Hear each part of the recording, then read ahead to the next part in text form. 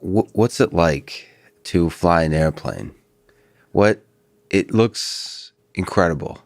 To Like me, as a human, like a descendant of ape, I sit here on land and look up at you guys. It seems incredible that a human being can do that. people ask, I'll be sitting around with my friends and they're like, how was it? I said, it's the greatest job on the planet.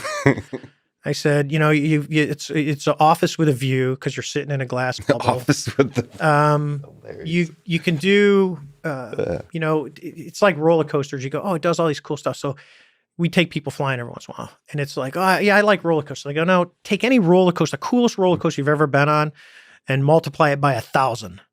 I said, it's an experience, to put your body under, the jet's rated at 7.5, but it'll pull up to 8.1 before it overstresses. Depends on fuel weight.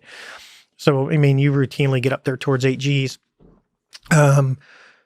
To be able to do that to your body, I mean, it takes a toll. Like I can't really turn my head real good anymore and stuff like that. But would I trade it? I mean, it was a childhood dream. And how many people get to do that? Professional. I want to be an NFL, and you end up to the NFL, which is a very small percentage. But, well, I want to fly jets and to fly, at the time when I was flying, the Super Hornets that we had in our squadron were brand new, like literally right out of the factory. I'd come off our first Super Hornet cruise.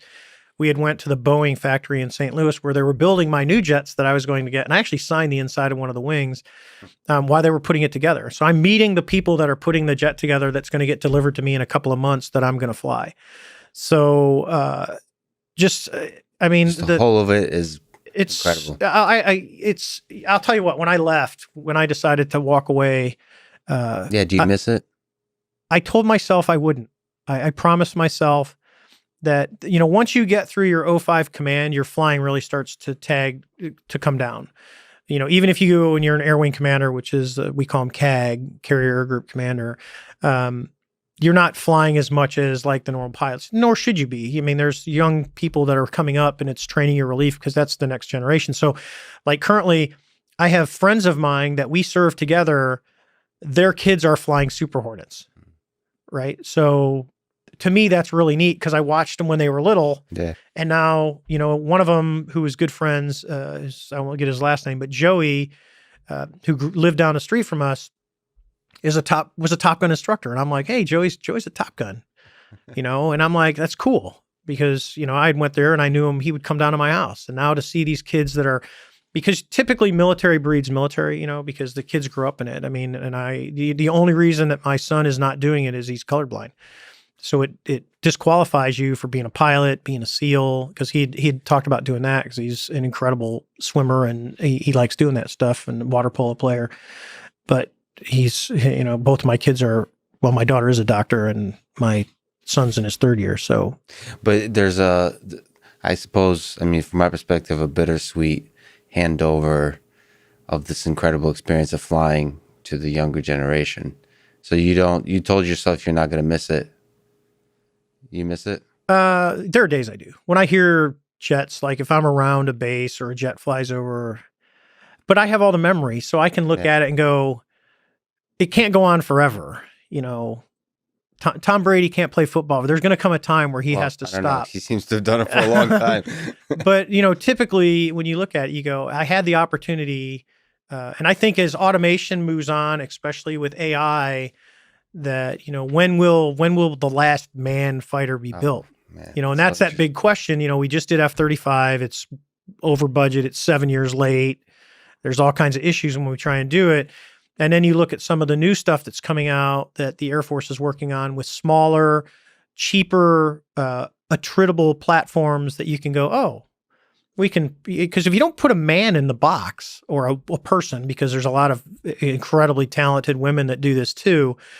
So I'll just say that as person. Yeah. So we say man and he, we mean both men and women, because offline you've told me about a lot of incredible women that flown. So I had three female, actually 4. One of them didn't fly anymore. She actually lives right around here. She ended up going into aircraft maintenance when she couldn't fly anymore.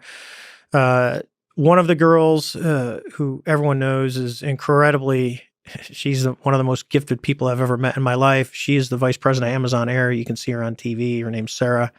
Incredible. And then I had Paige, who ended up taking command.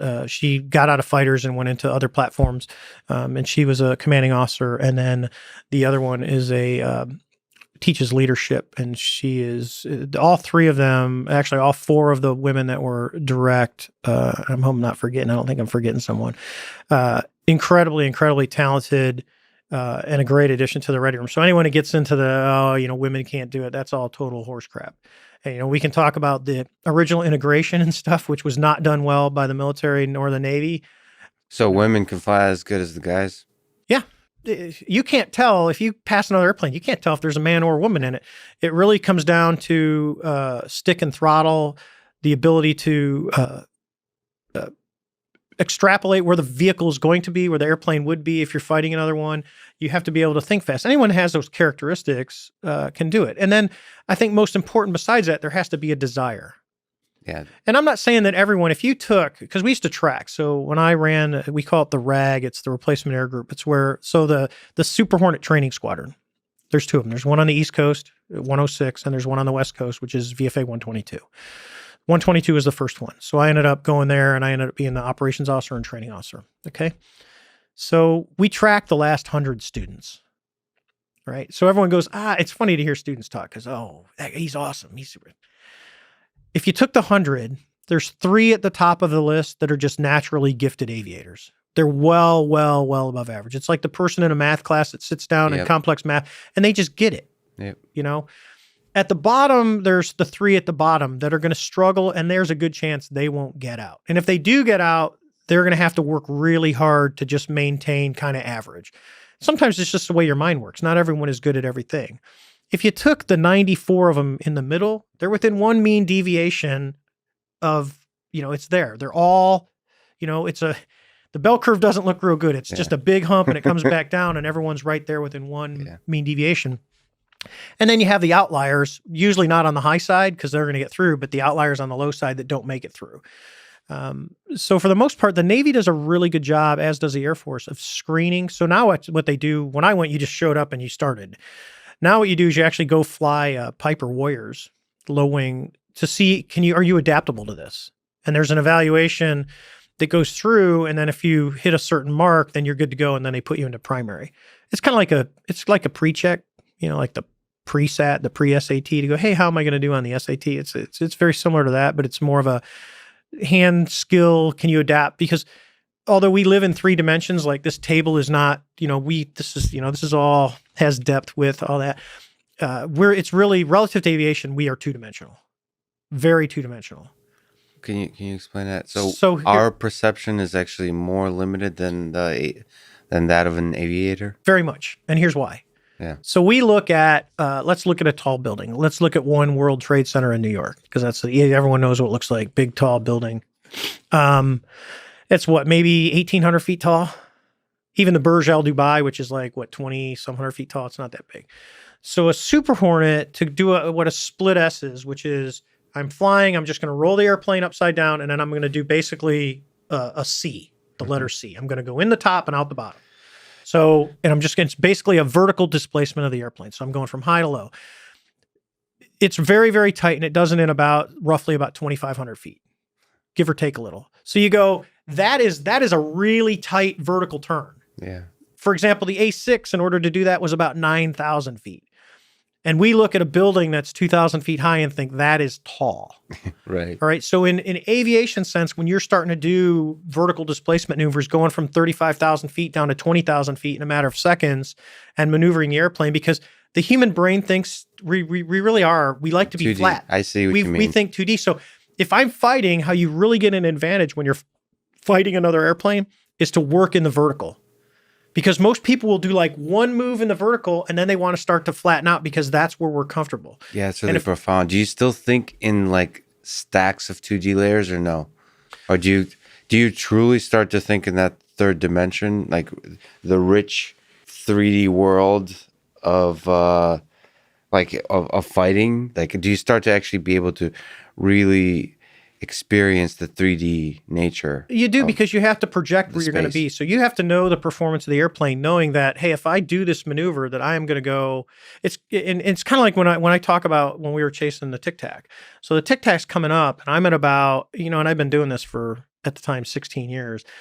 So I'm looking and I'm going, hey, I'm here, he's there on the other side of the circle. I'm going to do a vertical displacement. I'm going to go like this. I'm going to cut across the circle, and I'm not going to him. I'm going out in front of him. I'm going over here because I know that by the time I get through this maneuver, that's where he's going to be. And I'm trying to, basically join up on him.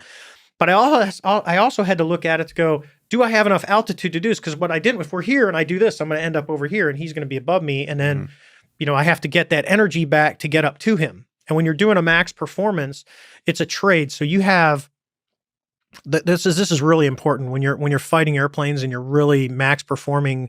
So when you go to an air show and you see the air demo, he's literally playing with it. He's got a finite amount of energy, right? He can add some with the motors and stuff, but what you're really doing is it's a trade-off, and you can trade off kinetic energy, speed for altitude, which gives you potential energy. The other piece is I can trade some of that kinetic energy for performance, because I know if I do a nice easy turn, the airplane will make it and what doesn't bleed energy. But I know if I do a real tight, that 2,500 foot split S, that it's going to cost me energy. So if I enter the split S at 200 knots and I do it right, I'm going to come out at the bottom at probably 200 knots. So although I lost 2,500 feet of potential energy, I converted that to kinetic, and that kinetic was transitioned and bled off the wings in order for me to get that high performance turn. And you have to constantly evaluate where you're at, and it's your overall energy package. So you can have a guy that's behind you that looks like he's going to kill you, but if this jet is at 400 knots and this jet is at 110 knots, this jet's just going to pull away, drive around, and kill him in about 30 seconds. Right? It's overall energy package, and that's that. You got to be constantly evaluating where you're at. And this is that 80% solution. Can I afford to do this or not? Yes, no. And you have literally a split second to make the decision. The most incredible dance of human decision making is just incredible.